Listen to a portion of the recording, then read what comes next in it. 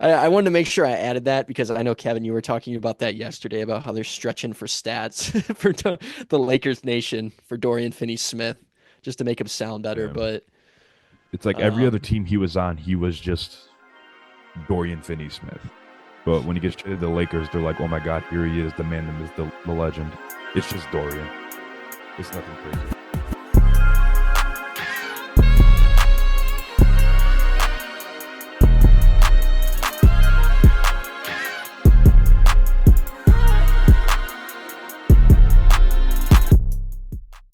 GMLB family, welcome back to another episode of Good Morning Let's Basketball. I am Mike Miles, and I am with my hosts, Kevin, Victor, and Daniel. We hope you all had great holidays. We took a week off just because we got to spend the time with family. Fellas, how was your holidays? Good holidays this year? Oh yeah, real good holiday for me, at least. Holly and Jolly per usual. Can't complain. NBA brought us presents early in the early slates. Every game was really good. All right. Well, today, a lot of news breaking in the NBA. We got the firing of Mike Brown and the future of the Sacramento Kings on the docket. After that, we're going to talk Lakers and Nets. D'Angelo Russell has been traded for Dorian Finney-Smith, plus or minus a few players and picks. And then after that, we have another game planned, which you can play along with at home. We're going to try to guess the top 10 rebounders of the last decade. And if we have time, we'll also do 3-point made leaders. As always, GMLB family, if you want to email the show, we read all emails on the show at gmlbfans@gmail.com. But before we get into our first topic, fellas, we do have the GMLB patented moment of silence this week. First for Mike Brown, who was recently, unrightfully, if I may add, fired. And the other one is Tyler Herro, who got body slammed last night. So, fellas, let's give him a 5-second moment of silence. Moving into our first topic, we're going to be talking about Mike Brown and De'Aaron Fox. Now 31 games into the NBA season, the 13 and 18 Sacramento Kings have officially parted ways with Mike Brown. After comments in favor of Mike Brown from Steve Kerr and Mike Malone, and NBA media and fan backlash towards the Kings now sit with interim head coach Doug Christie. Fellas, what went wrong with the Kings? I think it might be a player personnel issue because I was doing some digging this morning, and Lou Will, very trusted NBA source, one of the greatest six men of all time, stated in an interview slash podcast that he heard whispers that Coach Brown actually asked DeMar DeRozan to come off the bench for them. I was even hearing whispers that there was a situation where he might have asked, or suggested that even DeMar DeRozan come off the bench, and those things proved to be severe missteps in an already challenging season. I heard Shortly that. after, within a couple days, he was fired. And this kind of adds to the theory that DeRozan is a coach of the year killer.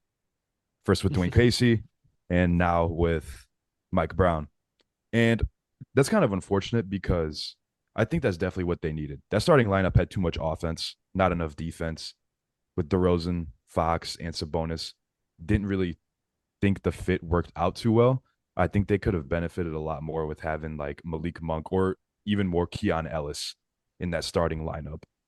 I think it would have been a lot more effective. And DeRozan's 35. He would have still scored the same amount of points coming off the bench as opposed to being a starter. So I think that's what went wrong is they weren't utilizing their talent in the best way, shape, or form. I think Keon Ellis should have definitely been in the starting lineup, and Malik Monk coming off the bench. Like he thrived in that six man of the year. Or he didn't get it, right? I can't No, remember. Naz Reid got it. Nas Reed, okay, yeah. But he was a candidate for that, and he thrived coming off the bench. I don't know why they went away from that. I know a lot of Kings fans were upset with Keon Ellis coming off the bench and felt like he should have been that guy starting. But one thing with the Kings that, like you said, the roster wasn't really a good fit for them. And I don't know where they're going to go with this and who's as the head coaching candidates for them to choose from. But I just kind of don't like how their roster is assembled right now. And I feel like that has to do with there being Fox, DeMar, and Sabonis. all being there, and you can't really tell who the number one guy is on offense right now. I mean, you could definitely, I think you could tell, like, Fox is the number one guy. I think it's more the number two that's getting lost in translation here because DeMar DeRozan is actually taking the second most attempts on the team and is basically, they're all mid-range jumpers, as we know, DeMar DeRozan's game. But that's taking away from Domantas Sabonis, who's only shooting 12 shots a game. And, you know, with a guy who creates with the ball in his hands, who is a triple double machine, continuously is a top dog in assists per game, having DeRozan in the offense is just clearly taking away from Domantas Sabonis's effectiveness, in my opinion. But I mean, it's hard to tell with them. But I'm definitely gonna point, if I had to point the finger at one person, it's gonna be the obvious choice, the low hanging fruit. It's gonna be DeMar DeRozan's fit. But I think everyone saw that coming from the start, and unfortunately, Mike Brown had to pay the price for that. The more I say it, the less I like it. Damn it. He was waiting for that. That's literally what I wanted to say. Yeah, the more I hear about him, the less I like him. Yeah, this Kings, it's kind of sad that they pushed the panic button so quick. 13-19, yeah, it's a losing season, but we see the records of every team in the West right now, and it's a pretty stacked house. So to me, is it pretty obvious that DeMar isn't the best fit for the Kings right now? Yes, but it just seemed too early to fire your head coach over really what? I mean, you know, one of the things that I had seen online is that Mike Brown being more of a defensive-minded coach at times made it very obvious that they needed to get rid of him because the team wasn't playing well defensively. But like, I don't know, it just, you know, they're going up against good teams, and I really didn't see a reason to press that panic button that quickly. I mean, they had a good coach, they had a good team. There are just other things I think that needed to be addressed first. I think the firing of Coach Brown kind of came just to salvage what they have left and looking forward at the head of the season. But unfortunately, I don't think that was the correct solution. I don't really think there's anything to salvage. I just think this team doesn't work together. Because just 2 years ago, this team was a top seed in the West, and they took the Warriors to 7 games. And during that year, they were a pretty solid three-point shooting team. Now, Herder can't really hit a shot, and a bunch of other people, such as Keegan Murray, they're also having some historically bad shooting slumps right now. So to add to their three-point shooting kind of style that they had 2 years ago, they signed DeMar DeRozan. Doesn't really make a whole lot of sense to me. Go ahead and signing him if you guys want to focus on three-point shooting like the rest of the league is. We kind of see what the games are like today. It's like, all right, I have my shooters, you have yours. Let's see who can outshoot each other. Kind of what it is right now. And I would like to see DeMar DeRozan move to that bench spot. We saw Westbrook do it. We saw Carmelo Anthony do it. Both of those guys are better all-time than DeMar DeRozan. So I think we need to let go of the ego a little bit. DeMar is not historically known as a winner. So I would hope the next coach would be like, nah, your butt's going to the bench. We're throwing in this young guy, and we're going to see what happens because this is not working. A question for the group. Like, do you guys, I feel like we haven't really pinned down because I don't think anyone really knows what the specifics of Mike Brown being fired are. But do you guys really think it came down to something as simple as that?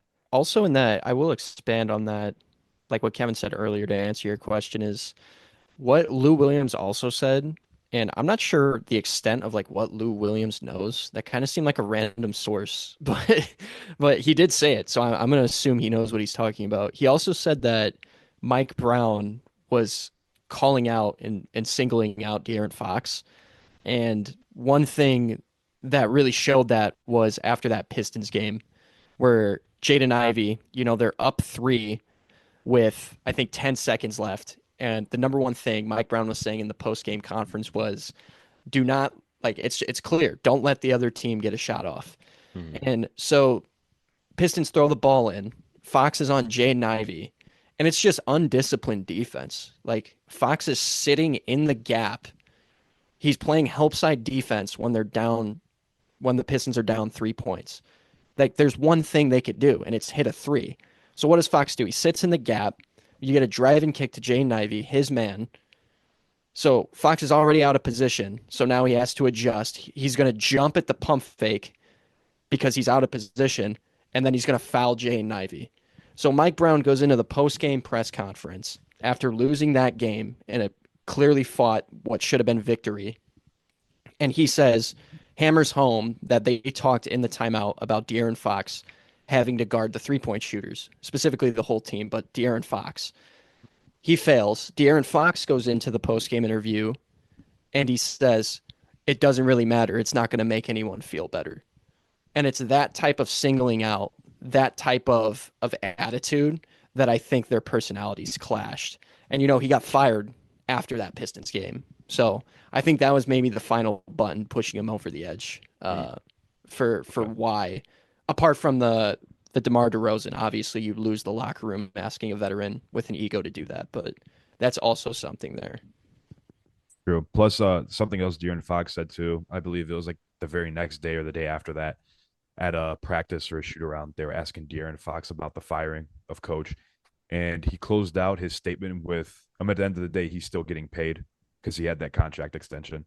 I didn't like that he said that. That doesn't look good on De'Aaron Fox. I think that's a weak ass statement that he put out, to be honest. I didn't really like that he said that, considering that, like, had he been in defensive position against the Pistons, which is a team that they should have beat by more than 3 points, more than the lead that they already had, that's just not the correct way to respond. I think there's a little bit of ego problems going on in Sacramento, which sucks because I saw a bright future for this team, and it just looks like it was kind of just hype, and they weren't for real 2 years ago. Well, I guess that kind of answers it, because there you go. I mean, when more than one starter are having quote unquote issues with their coach, that coach is probably not going to stay there that long. In some cases they would, but not in this case, I guess. Yeah, I did want to circle back because I did have something to add on the lack of shooting and the diminished shooting for the Kings here. So just some stats I pulled up while we were talking is Keegan Murray is currently shooting 29% on the season, coming after a 41% rookie season where he broke the rookie three-point made record that Donovan Mitchell held. So clear regression there. Herter, a notorious 40+% shooter, is shooting 36% from three on the season.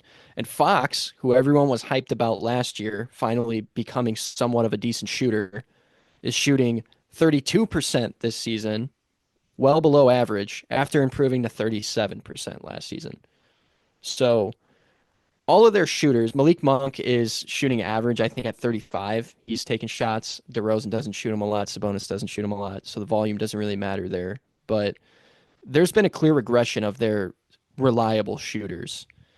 And I like what you guys said about Keon Ellis, because I believe he did start the game where he hit 9 threes earlier this season.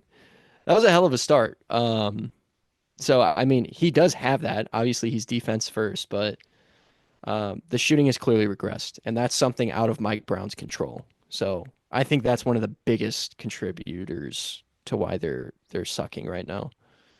Yeah. I mean, they don't have anybody in their starting lineup, or their like most current recent starting lineup, that is defense first. You need at least one person in the lineup that's not looking to score or shoot the ball. And he's a great shooter, so why not give him the rock? I mean, 9 threes in a game. It's good for anybody. I don't know if anyone sees this, but Sabonis is shooting a higher 3-point percentage than DeMar DeRozan on more shots. There's a lot of issues on that Kings team for sure. Right. But now we have rumors that Fox is going to be bounced somewhere, which I knew that we were going to bring up and talk about a little bit. Heard some rumors about the Miami Heat getting Bam Adebayo reunion, former Kentucky guys. Don't know what the Heat would have to give up there. I'm sure Miles has some scenarios. He usually does. It was Herro. Herro has to go. Rozier has to go. And I believe 2 first-round picks is what it would take. I don't have that one written, but I did read that one. I know for sure it's Herro and Rozier. The amount of picks is up for debate. That's value stuff, but yeah, there's that. Considering what happened to Tyler Herro last night getting body slammed, if I was the GM, he'd have to go. So that can't happen to my player if you're on my team. Do they do that in Heat practice? Is that Heat culture, getting thrown on the floor like a bitch? I don't know. They require their guys to wear knee pads, so it's possible. Dude, he got tossed around like a rag doll, man. That was insane. Bro, I'm glad he did though. I don't know if y'all watched that game. He was talking smack the whole game, bro. And Yeah. for Eamon Thompson to be the guy that does that, the most level-headed, non-reactive player in the league to like just body slam this kid, like, Shows you're in the bro, wrong. you must have said some messed up stuff, man. I wonder what he said. We can only speculate. Well, I think he came out with a quote somewhere along the lines. It's not a direct quote, but he was saying, "When you see me, just getting all these assists, scoring and stuff, it's hard to not like get mad and stay cool." Whatever. He said that about Amen throwing him to the ground. Yeah, that sounds like a very media rehearsed type of answer. I can't even imagine what that dude was like Miles said, what that dude was saying, like on the court. Yeah. I don't know. What do you think? Do you guys think he'll fit in Miami? I personally don't like it I because don't. Tyler Hero's probably going to be a first-time All-Star. So to give him up for De'Aaron Fox, I don't think it's worth it. Um, I I almost think that he would fit better on the Spurs just because Wemby is going to be that guy in the future, being that number one option. And I think De'Aaron Fox would be a better fit on a team as a second option than a first option, in my opinion. I think he'd really thrive in that role of a second option. I think Miami needs to figure out a little bit more who they are and what they are before they add De'Aaron Fox to their lineup because I just feel like it will be kind of the same thing with as they have with Jimmy, but worse. So I would probably elect to not want him on the Heat, just for his own sake and for the Heat's sake. Just like looking at the Heat in general, I mean, there was rumors of Jimmy Butler being traded for the past couple of weeks. Pat Riley came out and said that's not happening. So all the scenarios and stuff that we saw about Jimmy Butler even had destinations of where he would like to go. That's not happening. So obviously he's staying. So now they're going to, all right, what else can we do to win? I don't really think bringing in De'Aaron Fox is going to solve anything. They're like I said with the trade of them getting like Giannis that we talked about maybe a month ago, they're just going to be in the exact same position that they're in right now. They'll probably finish with the exact same record that they would even if they had Tyler Herro and Rozier. Don't really think it moves the needle for them a whole lot better. Honestly, the only thing that's changing is a different guy wearing a Heat jersey. But as far as the Spurs trade, I mean, I feel like they would be better with it, but I don't know if getting De'Aaron Fox, a guy like De'Aaron Fox, would be best for your best player, which is Wemby. I don't really think the way Fox plays would be best for his development. Chris Paul has been great for the Spurs. Obviously, he's not the long-term point guard. Just given his age, he shot his first free throws last Friday of the season. Chris Paul. that's insane. You guys know that? I was I watching. think I think I was I was watching watching. that. Yeah, it was the game the other night when they were playing Minnesota. Chris Paul was shooting free throws, and they're like, "This is his second time he's been at the line all season."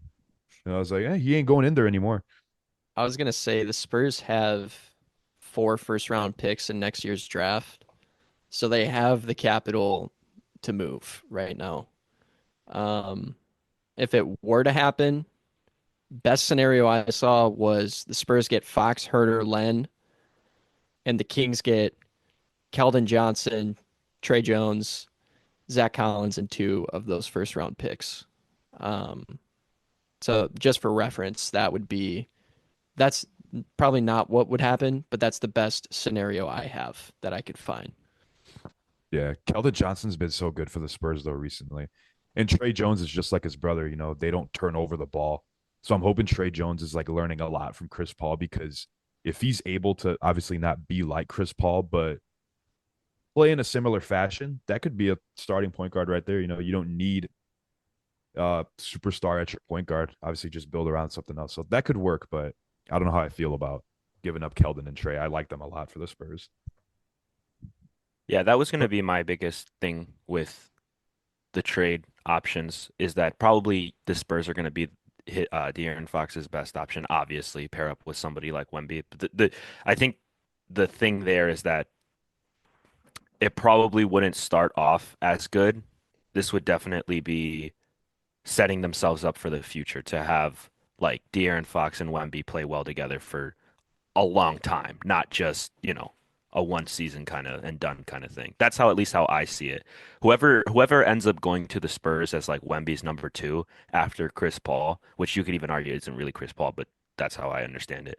That person is going to need to be very vetted, if that makes sense. I don't think the Spurs are too keen on pulling the trigger on just any, high level point guard. They're definitely waiting for their opportunity to find someone that will fit well. Spurs have been historically known to make great decisions.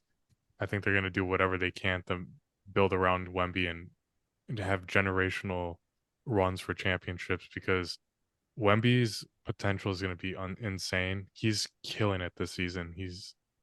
Dude, what he's been doing has been disgusting. Just watching him. So much so True. that the original idea for this video name was Glazing Wemby for an hour part 2. So that's next year. They have 4 first-round picks. Yes. Next year's draft, they currently have 4 first-round picks sitting. Dude, I'd stick with that. Keep the picks. Don't trade. Stick with the picks because it's a pretty decent class, I think, that they have coming in.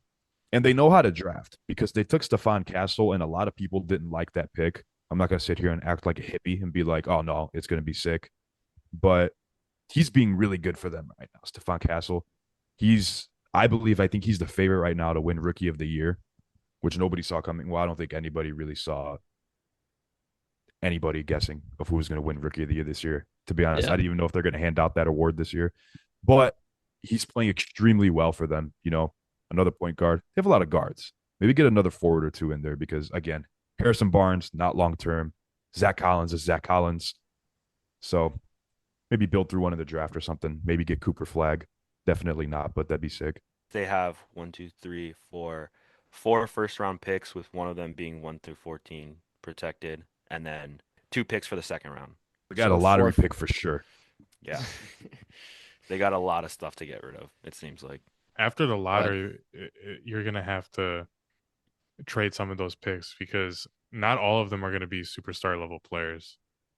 And I think if you can get like a couple pieces back for those picks and try to build something right now, I think that's a lot better than getting those picks that are outside of the lottery. Yeah, but I feel like a lot of the times the picks outside of the lottery are the better ones. Dalton Connect, Jared McCain, Kawhi Leonard, Two of the- shout out the Spurs. Jokic. Actually, was he 14? Ginobili. He might have been in the lottery, actually. Let me fact check that. Keep going. He was either 14 or 15, but regardless, kind of same story here. There's a lot of picks that go outside of the lottery. Later in the Sure. draft that's when you win the draft. It's like fantasy football, last couple rounds, For sure. mid But to late first. I've been like seeing some stuff about the draft next year that really the best picks are the lottery, and then after that it's hard to tell who's going to be good outside of the lottery. And that could be just due to it being December and there's still 6 months until the draft, and there's time for players to really prove themselves up until then in college right now. So we'll see once it gets closer to June, July. Yeah. What I don't like about that, though, is that they're only looking at the college talent. Mhm. They're not talking about those fools overseas that they have, which, Spurs like doing that. Thinking about, I want to just bring it back to like Fox on the Spurs, moving away from the draft just a little bit.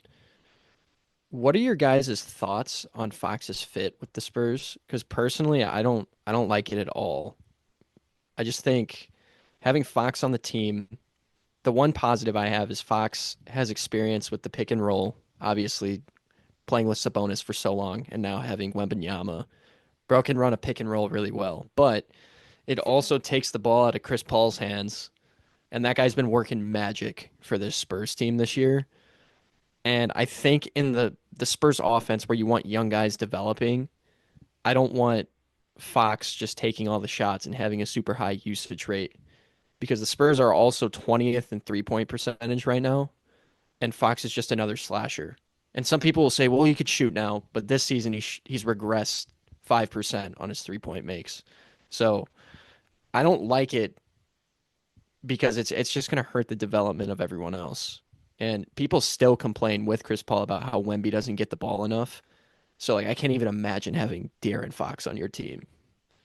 Who's like not at all like, I don't want to say not at all, but he's not known to be a playmaker. And kind of like what you said, him being a slasher and people throwing the argument like, oh, well, he can shoot it. Well, yeah, everybody can shoot it. Doesn't mean that we want him to, especially what he's shooting right now. Hell, I don't want you shooting the ball. So could he put up good stats on the Spurs? Yeah, but they're going to be empty stats. I don't really think he's going to do a whole lot for them to help them win and possibly even contend for a title. Again, I mean, you kind of hit it on the head there. I touched on it briefly earlier. Just the development, I don't think the fit is there. The Spurs aren't the type. They've never been the type of franchise to just go out there searching for stars and just make big trades like we've seen other teams do. I mean, just look at the years that they won all those championships with Duncan and Parker. They looked like a EuroLeague team that was just snuck their way into the NBA, the way that they played. And they still play like that just a little bit. And I liked seeing that. I don't really want to see a whole lot of isolation ball in San Antonio. That's not what they are. They've never been that. And I feel like Fox would just really take away from the Spurs culture. So you can stay in Sacramento. We don't really care. Yeah, you guys kind of have I don't know, I'm missing the word, but like a negative outlook on it, which I do too, kind of. I would hope that if De'Aaron Fox were to go to the Spurs, that they wouldn't become what you guys are talking about.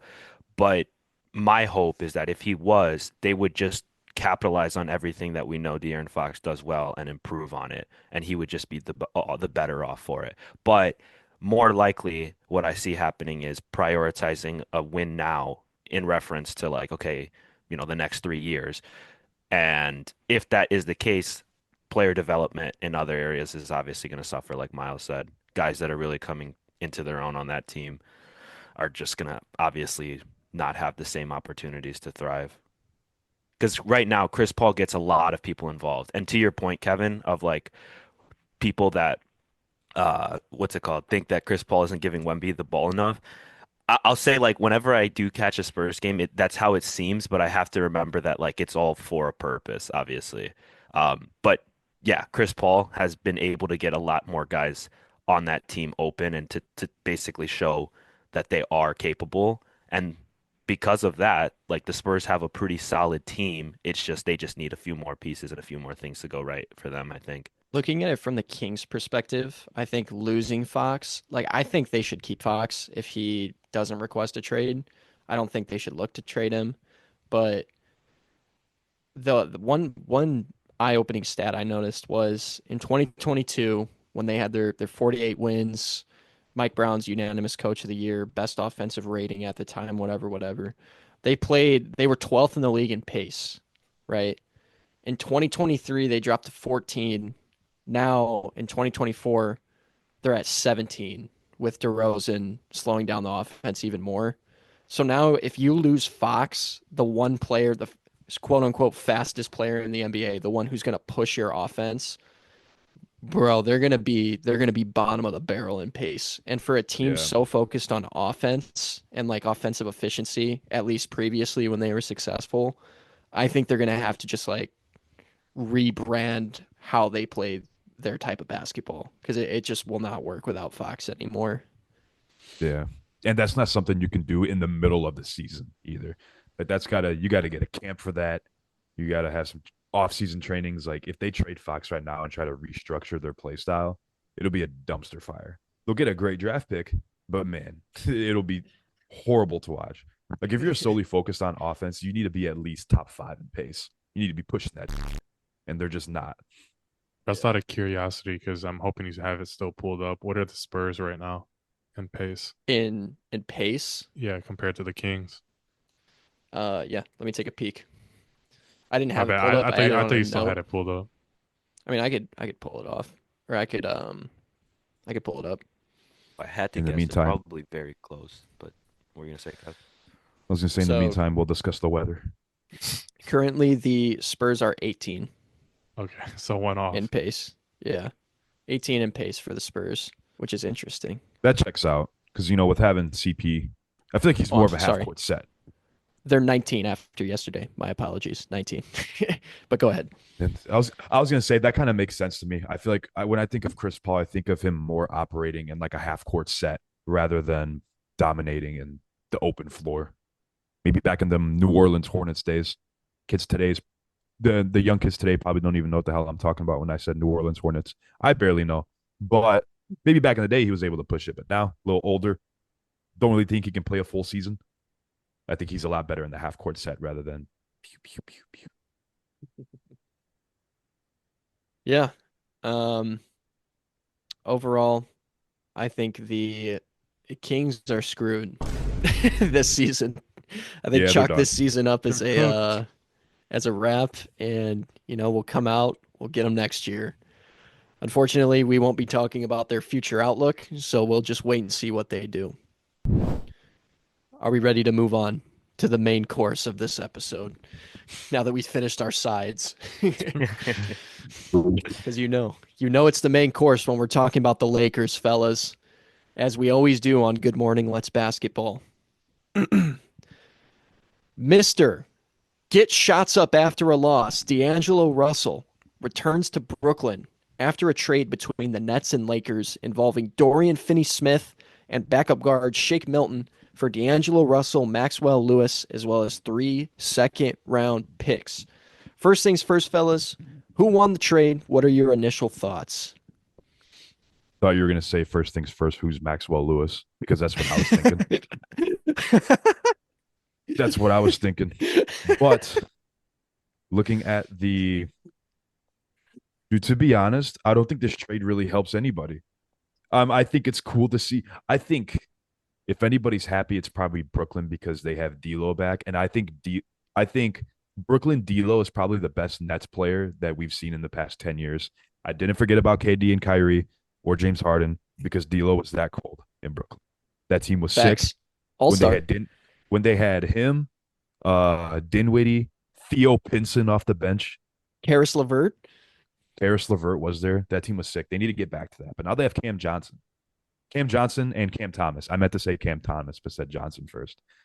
Well, We'll both get into there. Cam Johnson later. Yeah, facts, but I meant Thomas. I don't really care about Cam Johnson hitting buckets. But, I mean, with just looking at the Lakers side, I mean, I feel like they're kind of a dying breed too. I think a lot of people are trying to see, like, what can we do to, like, make this team work and win? We'll get a new head coach. We'll put Rui in the starting lineup. We'll get Reeves more minutes, make him act like a playmaker. It just doesn't fit. It's like Sacramento. It doesn't work. I'm sorry. Like, LeBron's probably not going to win another ring. Happy birthday to LeBron, by the way. Turned 40 years old today at the time of this recording. So excited for his birthday. The boys are going out tonight. GMLB, you can catch us at Atlantis in Chicago. If you saw the community post, Mexican last time, Balkan food tonight. Let's do it. Victor and Kevin, Balkan food tonight. We're getting the LeBron Hennessy and Sprite Cranberry all night. That's what we're running. But Dorian Finney-Smith to LA. It's going to only be a matter of time before he forgets how to shoot the basketball and do everything else. It's a trend. It's not a joke. It literally happens. You can look it up. I rest my case. Speaking of shooting, so the Lakers, they were looking to add shooting to their team. They're 25th in the NBA with 3-pointers made with 365, shooting 35% from behind the arc, and they're only getting 33 attempts per game. Dorian Finney-Smith, I think he's a great player. But the thing is, he's 31 years old, and I just don't think this move for both sides right now. You can't tell who won. I think because I think this was one with the Nets going in the direction of a rebuild and kind of freeing up cap space and getting those picks because they have 3 first round picks this year. So they're going to be continuing to make moves. Lakers are also going to be making moves. And with the Lakers side of it, this just goes to show like adding Finney-Smith, they're going to give Reeves a lot more usage because D'Lo was being that like primary playmaker role, bringing the ball up and stuff. And Reeves is going to get a lot of that usage now. And they're just putting a lot of trust into Reeves now. So I'm wondering how that's going to play out. And with the starting lineup, Rui is starting right now. And I don't know if he's going to go to the bench or if Finney-Smith's going to come off the bench. We'll see how JJ Redick plays with that. Is it possible that neither team won the trade?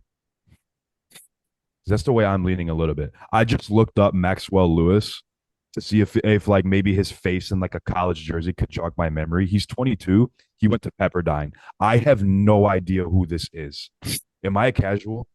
because it's bothering me a little bit.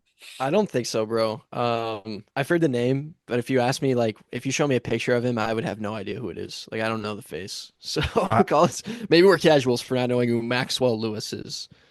And if you want a podcast of full of guys who could talk about Maxwell Lewis shooting numbers, then I don't know, go somewhere else because you're not gonna find it here.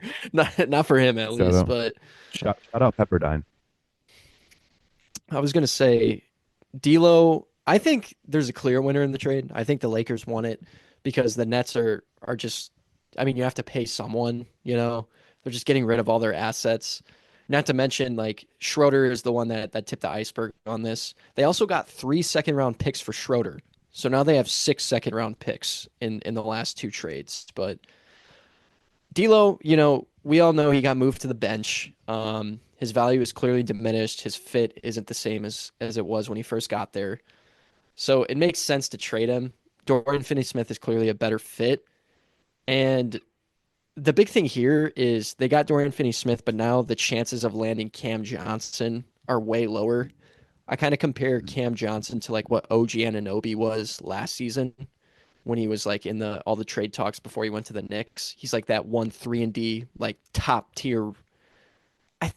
Do I want to call him a role player? I'm going to call him a role player on a contending team. I feel like he's better than that on his own team, obviously, but um, it's still possible to get Cam Johnson for Rui and Gabe Vincent, but I don't think he pulled the trigger on that. The Lakers seem to have a crush on Rui Hachimura. I feel like they would die for that guy. So I don't think he's going anywhere soon. But yeah. That I guess that's the only reason why I'm inclined to say that there are no winners in this trade. Because like Victor said, depending on if Dorian is coming off the bench or if they're staying to the lineup of Reeves and Hachi and LeBron and AD, in general, it seems like Victor said, yeah, they may have increased their perimeter scoring slightly, but it doesn't move the needle and it doesn't really change the situation that they're in my opinion. And that's on the Lakers side. On the Nets side, I think it's just a move, right? It's just a move that they made. I don't really see it as like them shooting themselves up to contend. If anything, the only positive side I see for the Nets is that I would hope that D'Angelo Russell is going to be a little bit happier back in Brooklyn. And even so, I'm going as far as to say I think he'll play better in Brooklyn again.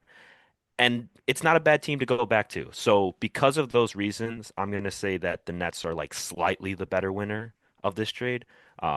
But it is kind of a wash. I do agree with you guys. Something else I wanted to mention is I saw another article yesterday that it's still very possible, and I think it will happen within the next week or two. The Nets are probably going to buy out D'Lo's contract, Yeah, I saw that. which sick. I mean, went back to his old ex for the second time. He'll probably go back to Golden State because that's what he does. He just goes back to the teams that he was at previously before. If he goes to Minnesota, so if the Nets buy him out and he goes to Minnesota or Golden State, that'll be hilarious. That'd be so funny if he goes back to either of those teams. But with them buying out D'Lo's contract, I could see them possibly trading Cam Johnson. Because I saw this article too. There's a lot of teams that have made calls inquiring Cam Johnson, such as the Magic, the Lakers, Warriors, Kings, Grizzlies, Spurs, Thunder, Nuggets, Heat, God, and the Pacers have all made calls for Cam Johnson. Did I read that right? I think the I did. overseas teams That's are calling for him too, man. Everybody wants Cam Johnson. shout out It's Cam just Johnson. like They, OG, they don't bro. have they don't have enough Cam Johnson out there. They need to make more of them. I mean, Yeah. he could fit on a lot of these teams. Like, dude, if you went to OKC, that'd be sick for them. And him. Or like Denver, they could use him. Don't go to Miami. Whatever they do, they need to make a decision quick because they have the 7th best odds of landing the number 1 pick. And if you're going to blow your team up, you would hypothetically want at least a top 3 pick. So if they're going to trade him, they need to get on that because they're going to keep winning games. And Jordi Fernandez, the Nets coach, has said that they don't plan on losing on purpose. Like if they're going to lose, it's because their team is horrible. It's not because they're not trying. So they need to get rid of him. They need to get rid of him quick if they want hope of rebuilding this team. If they can just get rid of him and just get a bunch of picks back, I mean, we've seen him get 6 second round picks. I think 6 Well, the past week, 2 weeks. So if they can get rid of Cam Johnson and get some additional picks, maybe another second rounder, maybe try to finesse a little first round in there too with some cash consideration. That'd be nice. they They already could use have that. 3 first-round picks. And 6 second rounds.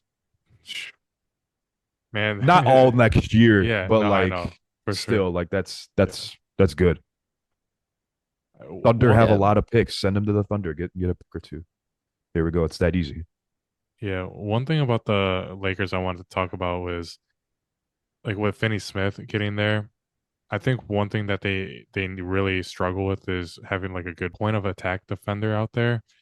And Finney-Smith, I mean, yeah, he can play 1 through 3, but and guard those positions, but I just I don't know. I feel like they need a better point of attack defender than Reeves or Max Christie out there.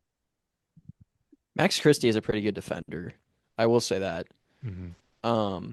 But expanding on your point, I'd be damned if Lakers fans didn't let if I went talking about this trade and didn't say their golden stat, which is Dorian Finney-Smith has played 39% of his minutes guarding forwards, 34% on guards, 27% on centers. You know, from heaven above, they've given us Dorian Finney-Smith as a defender.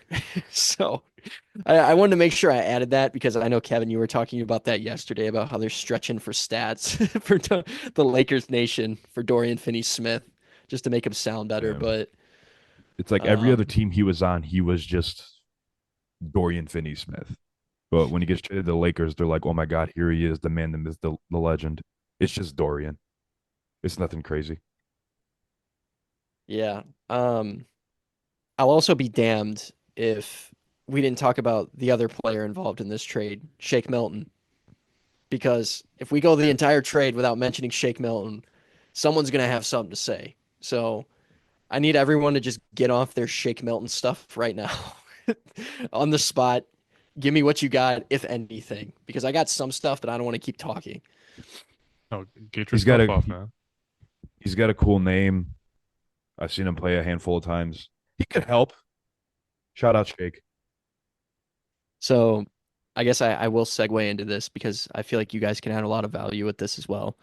After trading away D'Angelo Russell, the Lakers, the biggest weakness of this trade for the Lakers is now they need like a true point guard because their guard depth right now is Reeves, Gabe Vincent, Max Christie, now Shake Milton, and of course you have your two-way guys, Hood Schifino, Bronny, and Oliveri. But Reeves, we know he just had that 16 assist game, so that might have contributed to why they traded D'Lo.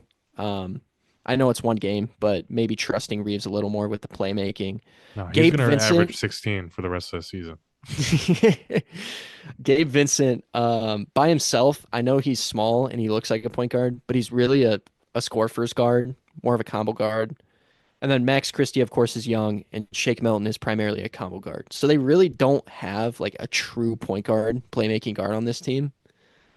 Um, so I guess that's where you find Milton stepping into that role and maybe using some of his playmaking chops. Don't ask me how good of a playmaker Shake Milton is. I truly don't know. I assume he's average, but he does play point guard minutes. So at least they have a guy who can, like, there's opportunity there for him to work. So we'll see how that goes. True. That is true. One thing I want to also add about Shake Milton too is that his real name is Malik Benjamin Milt. I just thought you guys should know because I didn't think his real name was Shake, so I looked it up and I just wanted to add that Malik Benjamin. Shout out Shake. How do you think he got the nickname? It was from his father, whose nickname was the Milkman. Yeah, I swear to God, I'm not making that up. Wow, how does Yep, Shake? Where does Shake come from? What's the like? milkshake. Okay. That went over my head for sure. That's I made that up right there, the milkshake part. I mean, it That was tough sounds right. though. That was nice on the spot.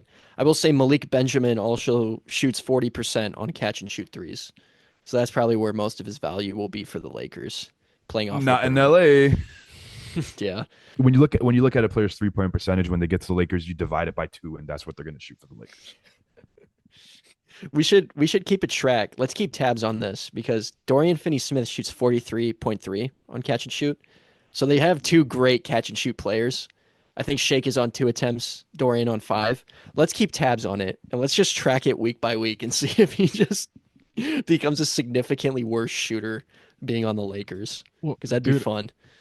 honestly, even with adding Dorian Finney-Smith, it's not like they're gonna somehow turn into the Boston Celtics or Warriors with shooting threes and hitting them at a high clip. They don't have that personnel. I mean, Dorian Finney-Smith is a good 3-point shooter, but goddamn, he's not gonna turn them into Reggie Miller or something. Yeah, but he could unlock AD and LeBron a little more. Just having more consistent perimeter shooters. It's all about the sure. gravity and the spacing with them. We've tried Cam Reddish. We've tried Gabe Vincent. We've tried D'Lo, but we've never tried Malik Benjamin. Let's get it. Don't forget about Troy Brown Jr. You know, It's different now. It's different now. we've tried Danny Green. Don't forget Danny Green. Danny Green. Who else have they tried? I said Cam infamous- Reddish. Yeah, the infamous Danny Green missed a wide open 3 video. mean, The bubble. Dalton Connect would be good, but he's just terrible defensively. Yeah. I mean, yeah, we could have a whole segment about Lakers players who have just fallen off significantly after getting there. Dude, Tarian Vanderbilt. Prince. Torian Prince. Oh, I forgot about Torian Prince. That's so funny. Tarian Prince was there. What's Victor his name? said Vandy too. Yeah. Vanderbilt could never shoot though. Oh, we were Malik talking about Beasley. shooting. Malik Beasley fell off shooting. Oh, Malik Um, Beasley was on the Lakers. You guys ready for games? I think I'm ready for games, unless you guys have anything else to say about this trade. Hell no. Happy birthday, LeBron. You got Dorian Finney-Smith. The best birthday present we could Yeah. ask for. Oh man. All right, GMLB family, we're going to move into our newest trivia game. Feel free to play along at home. Today, I brought a list of the top 10 NBA players with the most rebounds since the 2014 NBA season. Kevin, Miles, and Daniel are going to guess the top 10. Let's get started. Give me Andre Drummond. No, Andre- that was the only one I had. Andre Drummond at number 1 with 8,961 one? rebounds. Dang, number one was. So this is since 2014, not Yeah. 2010. Dwight Howard. Dwight Howard did not make the list.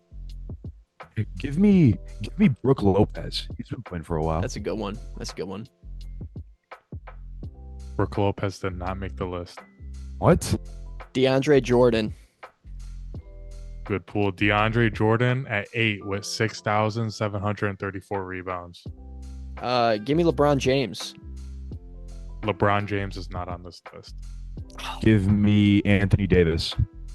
Anthony Davis at number 9 with 6,680. Give me Draymond Green. Draymond is not on this list. Who'd you say, Daniel? I'll give you Karl Anthony Towns at number 10 with What? 6,621 rebounds. Clint Capella. Come on. Clint Capella at number 7 with 6,800 rebounds. Let's go. Come on. We got what? Capella's there. What do we have right now? Name what we have in the names real quick, just so You we can guys- double down. You guys got number 1 at Andre Drummond, number 7 Clint Capella, number 8 DeAndre Jordan, number 9 Anthony Davis, and number 10 Karl Anthony Towns. Give me Here- the Gogurt. Give me the Gogurt from France. Number 2 Rudy Gobert with 8,889 rebounds. Good pull. Gobert second, huh? So we need That's 3, 4, insane. I 5, thought and he would've 6. been lower. Yeah, We only need 4 more. yeah. The middle Interesting. pack. Give me Nikola Vucevic. Nikola Vucevic at number 3 with 7,639 rebounds. Come Good on. pick. Come on. Surely Jokic isn't in there, right? Jokic at number 4 with 7,587 rebounds. So we just need 5 and 6. Give me Yeah. Beto Antic. I'm just kidding. Did we go after Giannis at all? Did no anyone mention Giannis? Giannis. Nobody did, and Giannis is at 7,489, fifth on the list. Stuff. Good All stuff. right, Luis. and number 6, Nikola Pekovic. He unfortunately Crickets. did not make the list. Shoot, Russell Westbrook's Nikola probably on Pekovic. this. Oh, no, I'm kidding. That's So, whack. so this number 6, they're a foreigner, yeah. Yeah. Okay. Interesting. A That narrows foreigner? it down. A foreigner. Oh, Steven Adams? Nope. Ah, Not bad. Serge That was not Ibaka. No. This is gonna be a one that you guys are gonna be stuck on. I'm not gonna lie. This is easy. It's a- Give me Marcin Gortat. No. Oh, was a good- I thought that for was a good sure guess. I had Ooh, it. that's a I good thought for one. sure I had it. Oh. Oh, One of the man. Gasol brothers. Neither of them. Well, Sabonis isn't Thi- foreign, all right, so it this can't guy- be him. This guy is still active. Sabonis. No. He just missed the list. He was at number 11. Really? Still Wow. active. Yeah. Oh, this is Absolutely. easy. Come on. Oh wait, no. Kevin Love isn't from. He's not foreign. Dang it. How is Kevin Love's Love not on the list. Kevin Love's not on the list? No. Oh my What? gosh. No way. Clint Capella has more than Kevin fucking Love. That's Since crazy. 2014. Wow. He was Wow, still wow, valid wow. then. Foreign. So it's not Foreign. JaVale McGee. He's definitely like a bench guy, like that doesn't play. probably. Not Taj Gibson, right? No way. No way. No way. Yeah, No Al way. probably Horford's not from the Taj. States, right? And he wouldn't have. No. He's not from the States. He's from not Brazil. Cameroon, isn't he, or something like that? No, Didn't we play no, a game? No. No? He's like No. Puerto Rican. Okay, that's what it is. No, I think it's Never Dominican. s- Dominican Republic. He's from. Yeah. Is it Al No, Horford? it's- I don't think it's Al. No, it is not Al Horford. I think he's Dominican, but he's not from there. Yeah. Yeah, that's fair. That's fair. Oh Daniel my God, Tice. foreign. No. Daniel Dude, Tice. Are we tripping? Like, Pascal Siakam. Dude, this is a hard one, I'm not gonna lie. when you Foreigner think that's active. foreigner that's active. Porzingis? But not starting. No. It can't be Porzingis. Can't be Nurkic either. I think they Embiid. said it. No. I guess Oh, he's wow, been yeah, injured. Embiid. Yeah. It's not Bam. Tristan Thompson. No. Tristan Thompson. Okay, so he's number 6. Think like middle. Obviously, think middle of the pack, but not more than Rudy Gobert and not less than Clint Capella. Dude, this one's gonna Interesting. be so hard. Yabusele. Yabusele. Why?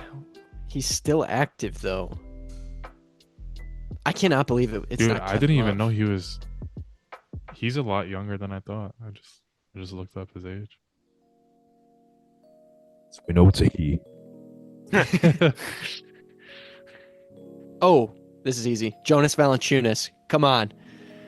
Oh, it is Big Jonas. Val, isn't it? Yeah, let's go. It's got Wow. Jonas Valanciunas at number 6 with 6,978 rebounds. How did I Let's not go. guess Big Val? How did I not guess my boy? That's Give crazy. us, I don't know why, but I wouldn't have expected him to have that many. Be sick. Give us the list. Give us the list in full. At number 1, Andre Drummond. Number 2, Rudy Gobert. 3, Vucevic. 4, Jokic. 5, Giannis. 7, Valanciunas. 7. Wait, did I say 7? 7, Clint Can't Capella. count. 8, DeAndre Jordan. 9, Anthony Davis. And 10, Karl Anthony Towns. Beautiful. Absolutely stunning, fellas. I think we bodied that. I'm not gonna lie. Yeah, we you really guys only got did. stuck on one. We did. We did Yeah. kill that one.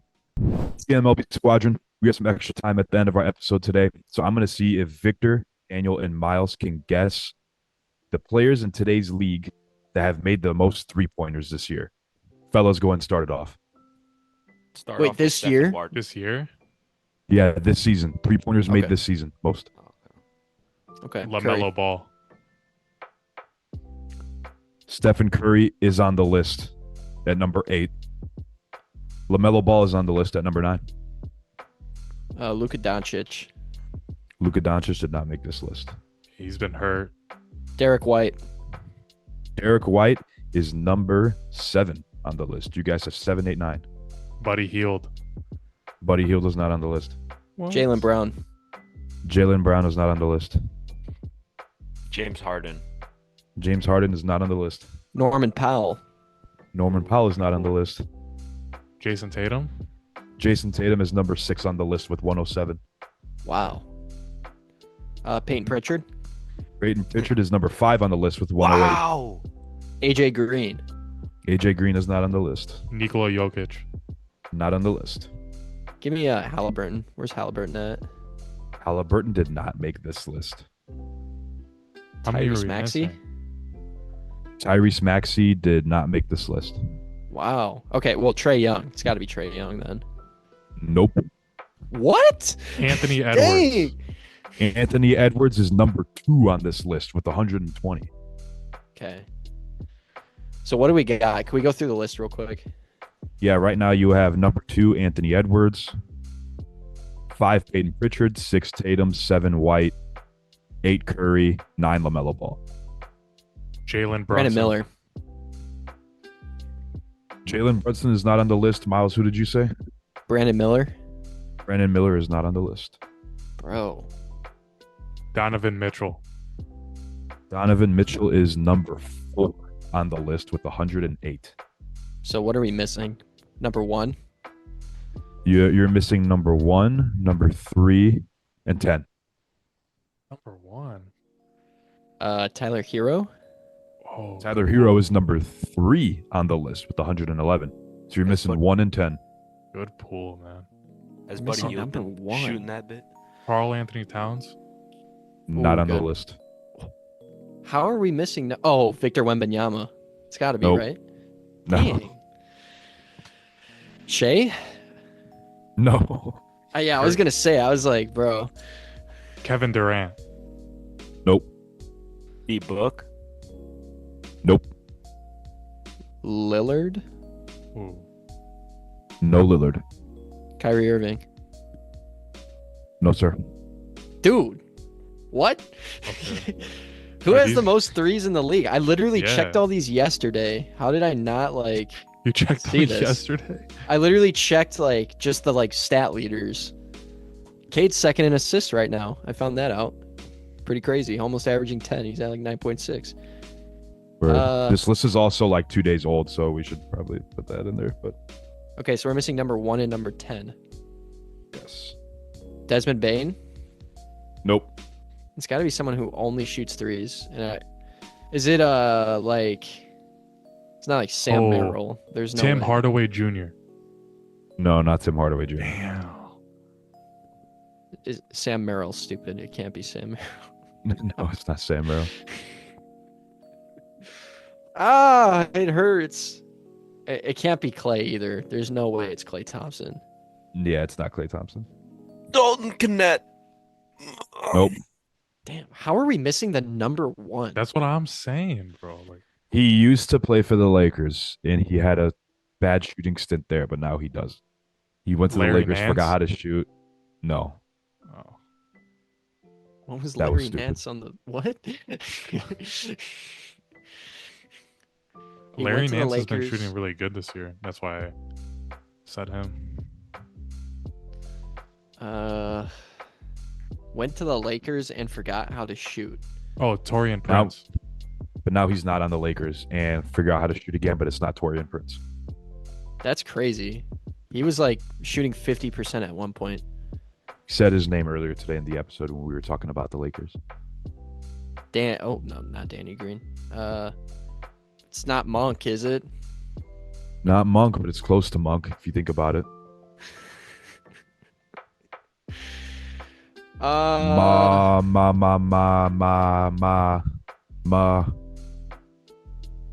What? Mull. DeMarcus Sabonis? Malik Beasley. Malik Beasley, number 1 with 122. What the f- Wow. I did not know he was clipping like that. Dude, I think he's leading the league in percentage, or was 3 days ago when I saw that stat. And You he guys still doesn't have number 10 start? You guys still have number 10 open? Wow. Is this a big? I feel like this is a big. No, it's not a big. Is it a bench player or a starter? It's a starter. We talked about him a lot earlier too. This is 3-pointers made, right? De'Aaron Fox. Yeah, Is he on the, not is he on De'Aaron the Fox. Spurs? Say a player name. I'm not answering what team they're on, idiot. Chris Paul. Not Chris Paul. Talked about him earlier in the episode. There's Cat? like a bunch Did of we say teams. There's cat? like- We said there's cat, like- We right? talked about Yeah, Cat, but there's like a bunch of teams calling for him or something like that. Oh, Cam Johnson. Cam Johnson at number 10. Wow, that had some. You see, we were like pulling first. I was like, oh, Peyton Pritchard, boom. I was not expecting Malik Beasley number 1. He's having a really good shooting year. Damn. Got to Detroit. I was not expecting 3 Celtics players to be on that list. I was Like that. expecting more. I was Yeah. expecting I mean, Brown to be on there, considering putting they up shoot 50 50 a game. I was going to say they're putting up like 55 threes a game. You figured there would be at least 2. Yeah. Yeah. And there was 3. GMLB family, on behalf of Real Life Kuroku's Basketball, we thank you all for being here, and we thank you all for listening to another episode of Good Morning Let's Basketball. We have big plans for 2025. We're looking to make big moves, looking to grow the channel. As always, thank you guys for watching. Thank you guys for 2.14 thousand subs. You can reach us on most platforms: Snapchat, Instagram, TikTok, Apple Podcasts, Spotify, and here on YouTube if you're watching live. But as always, GMLB family, we're going to plug the email, gmlbfans@gmail.com. Go ahead and email us. We respond to all emails, and we read emails on the show. But with that being said, fellas, what's the word for the rest of the day? What you guys getting up to before we get out of here? Going to the club to celebrate the King's 40th. Yeah, I figure since it's my glorious King's birthday, I'll throw something on the grill and get some shots up on my little nephew's little Tykes hoop. Yeah, I'm just gonna spend the rest of the day watching Dorian Finney-Smith highlights. All right, GMLB family, we're going to wrap up here. Without further ado, we'll see you all next time. Peace.